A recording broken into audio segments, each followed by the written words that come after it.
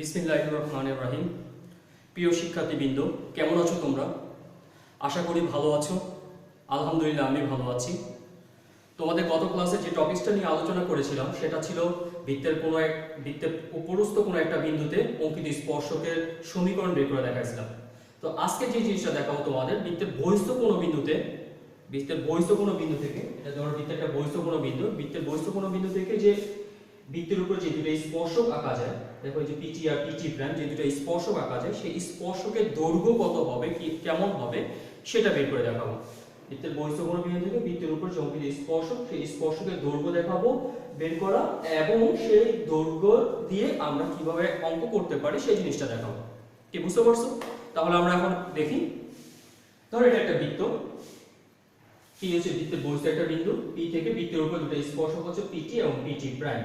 তো আমাদের কাজ কি? আমাদের কাজ হচ্ছে এই পিটি এবং পিটি প্রাইমের দৈর্ঘ্য নির্ণয় করা। ঠিক আছে? তোমরা খেয়াল করে দেখো, তোমরা ক্লাস 9 10 এ থাকতে একটা উপপাদ্য পড়ছিলাম, সেটা ছিল যে বৃত্তের বহিস্থ কোনো বিন্দু থেকে অঙ্কিত স্পর্শক দৈর্ঘ্য সমান ছিল। এটা একটা উপপাদ্য পড়ছো। আরেকটা উপপাদ্য পড়ছো যে কেন্দ্র থেকে একটা স্পর্শক এবং স্পর্শগামী ব্যাসার্ধের উপরে লম্ব। স্পর্শগামী ব্যাসার্ধের উপরে লম্ব। দ্যাট মিন্স এই কোণটা এবং এই কোণটা কি হবে? 90 ডিগ্রি হবে। স্পর্শক এবং স্পর্শবিন্দুগামী ব্যাসার্ধের উপরে লম্ব। এই দুইটা কনসেপ্টকে ব্যবহার করে আজকে আমরা এই দৈর্ঘ্যটা নির্ণয় করব। কি বুঝতে পারছো? তাহলে লিখো, মনে করি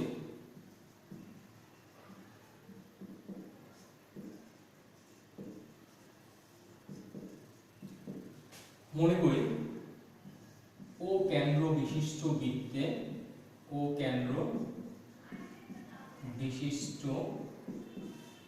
বৃত্ত x square plus y square equal to a square, যার কেন্দ্রের স্থানাঙ্ক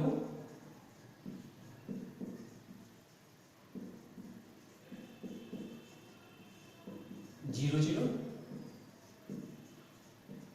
এবং ব্যাসার্ধ a।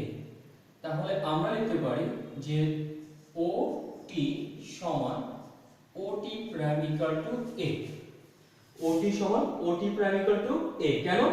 কারণ এটা হচ্ছে বৃত্তের ব্যাসার্ধ, এটাও বৃত্তের ব্যাসার্ধ। আমরা জানি যে একই বৃত্তের ব্যাসার্ধগুলি সবসময় কি সমান। এবার বৃত্তের বহিস্থ একটা বিন্দু P, বৃত্তের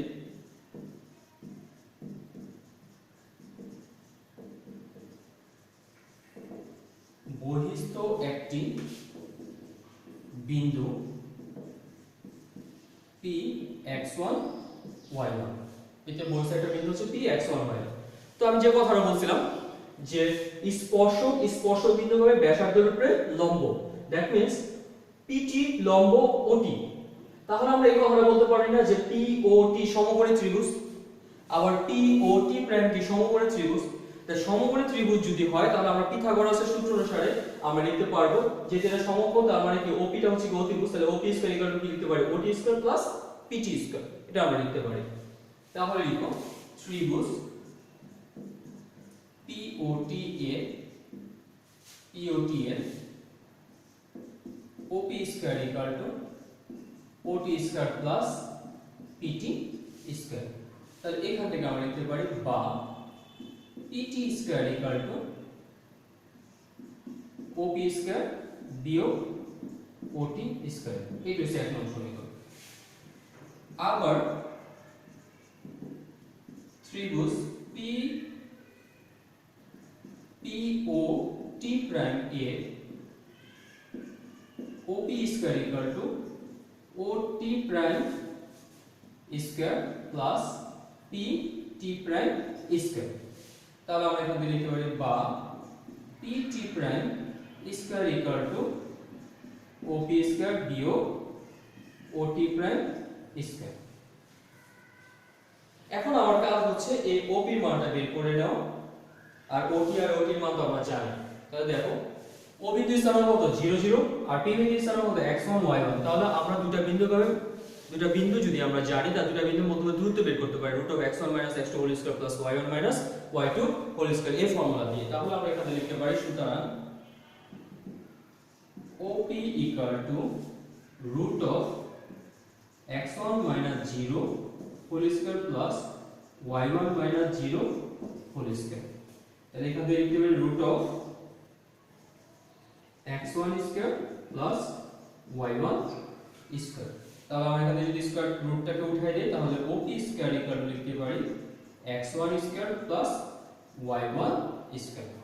তাহলে এটা ছিল 2 নং সমীকরণ আর এটা ছিল 1 নং সমীকরণ। আমরা যে এখানে op এর মান এখানে op এর মান বসাতে পারি, এখানে op এর মান এবং op প্রাইমের মান বসাতে পারি। তাহলে আমরা কি পাবো pt এবং pt প্রাইমের মান পেয়ে যাব। তো pt অর্থাৎ এই স্পর্শকটা দৈর্ঘ্য এবং এই স্পর্শকটা দৈর্ঘ্য পেয়ে যাব।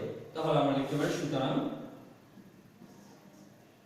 ot equal to x1 square plus y1 square minus x square এবং ot prime equal to x2 square plus x1 y1 square minus a square root কেন? কারণ আমাদের এটা হচ্ছে square,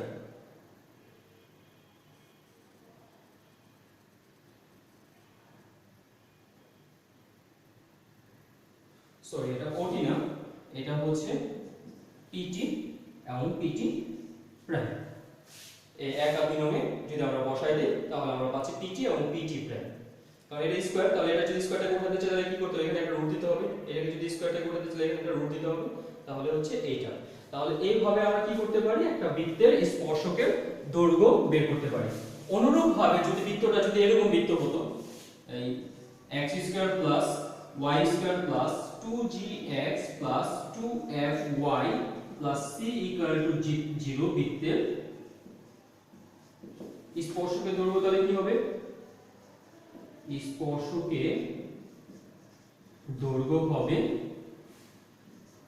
root of x1 square y1 square 2gx1 2fy1 plus c। তাহলে এইভাবে আমরা খুব সহজে একটা বৃত্তের স্পর্শকের দৈর্ঘ্য আমরা নির্ণয় করতে পারি। কি বুঝতে পারছো? তাহলে এখন আমরা এটা দিয়ে একটা অঙ্ক করে ফেলি। দেখো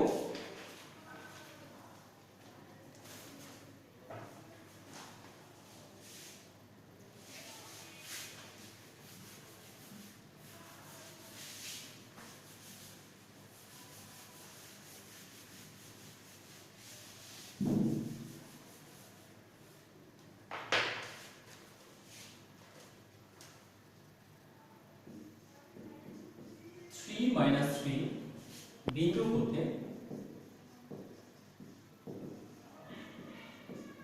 হতে x square plus y square plus 8x plus 4y minus 5 equal to 0 বৃত্তের উপর অঙ্কিত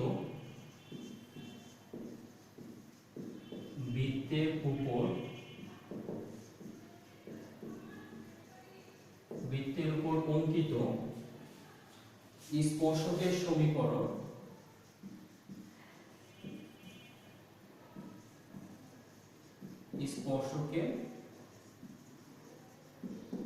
সমীকরণ এবং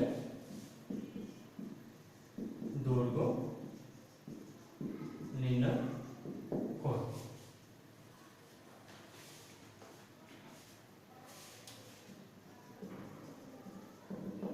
এখানে এই অঙ্কটার মধ্যে দুইটা পার্ট আছে, একটা হচ্ছে স্পর্শকের সমীকরণ আর একটা হচ্ছে কি দৈর্ঘ্য নির্ণয় করতে হবে।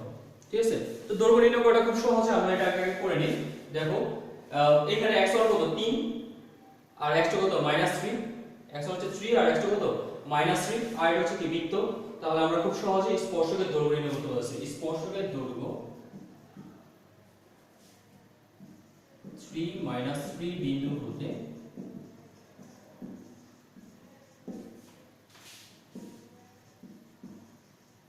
স্পর্শকের দৈর্ঘ্য কি হবে? রুট অফ x1 স্কয়ার, তাহলে 3 square y1 square minus 3 square plus 8 into x1 minus 3 plus 4 into sorry 8 into x1 হচ্ছে 3 আর 4 ইনটু y1 হচ্ছে -3 -5। তাহলে এখানে লিখতে পারি 9 যোগ 9 3 8 24 মাইনাস 3 4 12 মাইনাস 5। তাহলে এখানে লিখতে পারি দেখো 18 18 আর 24 কত আসে 18 24 8 12 থেকে 1 42 এখান থেকে কত বাদ বিয়োগ 17 যদি বাদ দাও তাহলে 7 5 25 হচ্ছে 5। এটা হচ্ছে কি স্পর্শকের দৈর্ঘ্য, যেটা মাত্র যে থিওরিটা মাত্র করাইছে ওটা মাত্র করাইছি বলে তোমাদের আগে এই অঙ্ক একটু এই পার্ট 2 করালাম, সেকেন্ড পার্ট 2 আগে করাইছে। তোমরা অঙ্কের মধ্যে সাধারণত প্রথম পার্টটা আগে করবে, এরপর সেকেন্ড পার্টটা পরে করবে, ঠিক আছে। এখন দেখো এখানে একটা স্পর্শকের সমীকরণ বলে দেওয়া আছে, কত বিন্দু থেকে এই বিন্দু থেকে। ব্যাপারটা হচ্ছে একটু খেয়াল করে দেখো, ধরো এটা একটা বৃত্ত,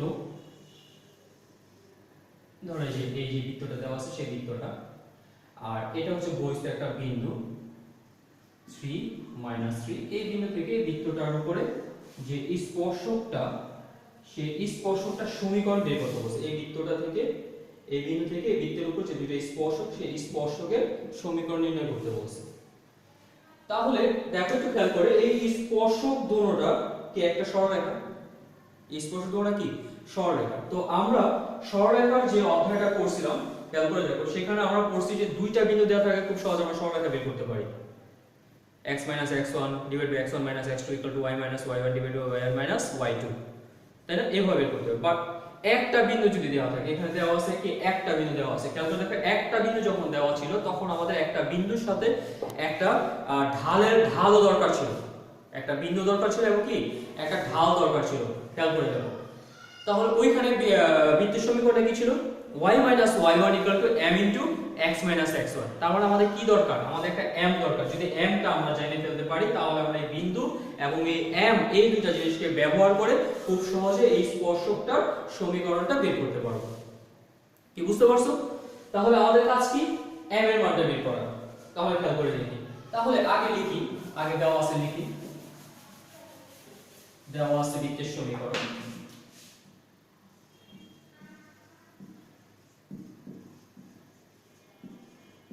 দেওয়া আছে বৃত্তের সমীকরণ x² + y² + 8x + 4y - 5 = 0, বা x² + y² + 2 * 4 * x + 2 * 2 * y - 5 = 0। সুতরাং কেন্দ্রের স্থানাঙ্ক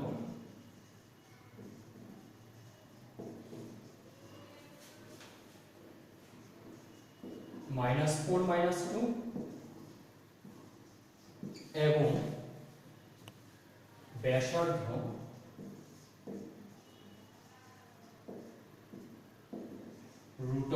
√g² f²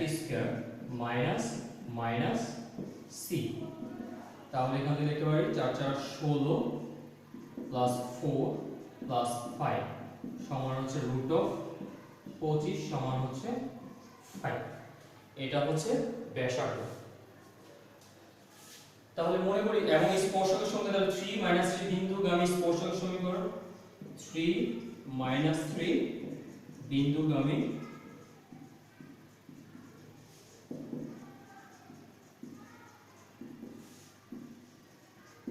স্পর্শকের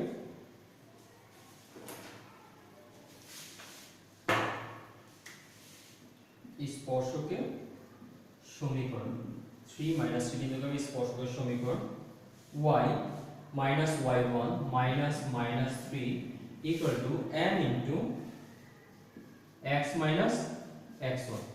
তাহলে এখানে লিখতে পারি বা y + 3 = m * x - 3। তাহলে এখান থেকে লিখতে পারি বা mx - 3m mx - 3m - y - 3 = 0, বা mx minus y minus 3m plus 3 equal to 0। এটাই হচ্ছে আমাদের কি স্পর্শকের সমীকরণ। এখন আমাদের কাজ কি, আমাদের কাজ হচ্ছে যদি m এর মানটা বসা দিতে পারি তাহলে আমাদের অঙ্কটা হয়ে গেছে। আমাদের কাজ হচ্ছে কি এখন m এর মানটা বের করে নিয়ে আসা। তো এই m এর মান বের করে নিয়ে আসার জন্য তোমাদের এর আগে আরেকটা শর্ত পড়াইছিলাম, একটু খেয়াল করে দেখো। কেন্দ্র থেকে স্পর্শকের লম্ব দূরত্ব কার সমান? ব্যাসার্ধের সমান। কেন্দ্র থেকে স্পর্শকের লম্ব দূরত্ব ব্যাসার্ধের সমান, ওই শর্তটাকে ব্যবহার করে আমরা এখান থেকে m এর মানটা বের করব। এখানে আমাদের কেন হলো 4 -4 -2, এটা থেকে এটা লম্ব দূরত্ব কার সমান হবে? 5। কি বুঝতে পারছো? এই শর্তটাকে ব্যবহার করে এখন আমরা এই m এর মানটাকে বের করব।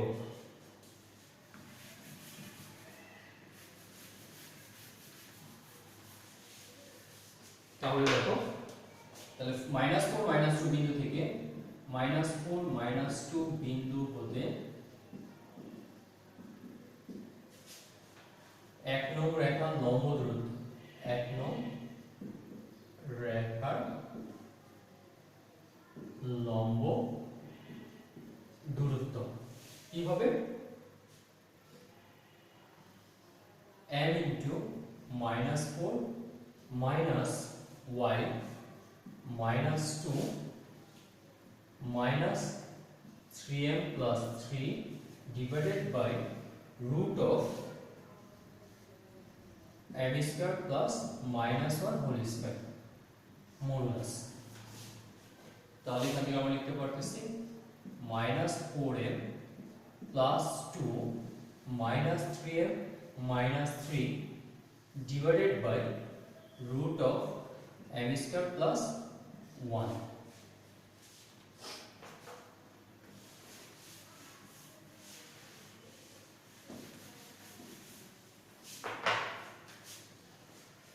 তাহলে শর্ট, আচ্ছা একটু কাজ করে নিই। -7m minus 1 by root of m square plus 1। তাহলে শর্ত মতে লিখতে পারি, শর্ত মতে modulus of 7m minus 1 by root of m square plus 1, এটা কার সমান? ব্যাসার্ধের সমান ছিল, আর ব্যাসার্ধ কত ছিল? 5 ছিল। দ্যাট মিন্স এটি হলো কি, কত লিখতে পারি? 5 বা -7m minus 1 by root of m square plus 1 equal to plus minus 5। এখন উভয় পাশে যদি আমরা এটা উদাহরণের জন্য যদি উভয় পাশে স্কয়ার করে দিই তাহলে দেখো কি হবে। আমি একটু এই পাশে করি, বা -7m minus 1 by root of m square plus 1 whole square equal to plus minus 5 whole square। এখানে যেহেতু মাইনাস আমরা যদি কমন নেই তাহলে স্কয়ার তো প্লাস হয়ে যাবে, তাহলে আমরা এখানে লিখতে পারি 7m plus 1 তার উপর স্কয়ার আর নিচে হচ্ছে m square plus 1 আর এখানে হচ্ছে কত? 25। তাহলে এখান থেকে আমরা লিখতে পারি 49 square 49 m square plus 14m plus 1 equal to 25 m square plus 25। তাহলে এগুলো সবই পাশে নিয়ে আসা করি, তাহলে 49 m square plus 14m plus 1 minus 25 m square minus 25 equal to 0।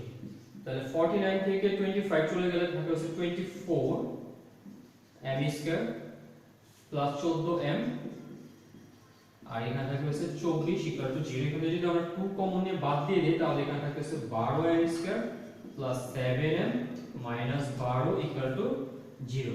আমাদের এটা একটা মিডল টার্ম যায়, তাহলে মিডল টার্ম যদি করি plus minus 12 equal to 0 plus মাইনাসে minus 12 144 144 কে যদি আমরা করি 72 36 18 9 9 2 4 7 8 9 16 16 থেকে 9 বিয়োগ করলে 7, তাহলে এখানে আসবে 16m আর এখানে আসবে 9m। তাহলে আমরা এখান থেকে লিখতে পারি, এখান থেকে যদি আমরা 4m যদি কমন নেই তাহলে 3m plus 4 আর এখানে যদি আমরা 3 কমন নেই 3m plus 3 4 12 equal to 0 বা 3m plus 4 4m minus 3 equal to 0। আমি একটু এটা এখানে করতেছি, দেখো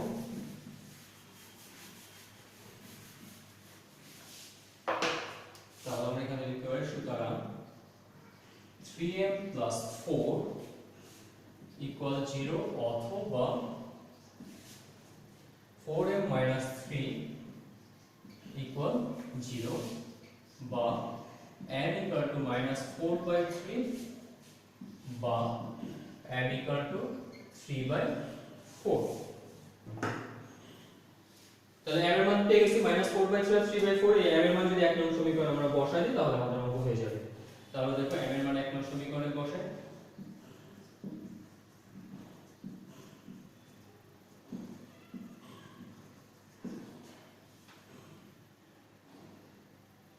-4 by 3 into x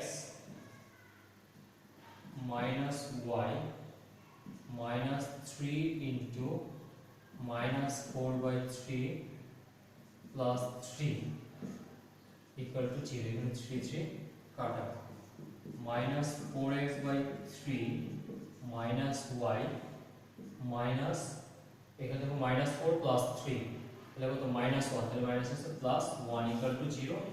তাহলে আমরা এখানে -4x minus 3y plus 3 equal to 0 বা 4x plus 3y minus 3 equal to 0।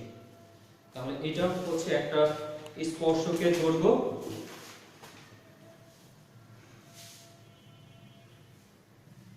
আরেকটা হচ্ছে যদি এটা বসাই দিই 3/4 বসাই দিই, আবার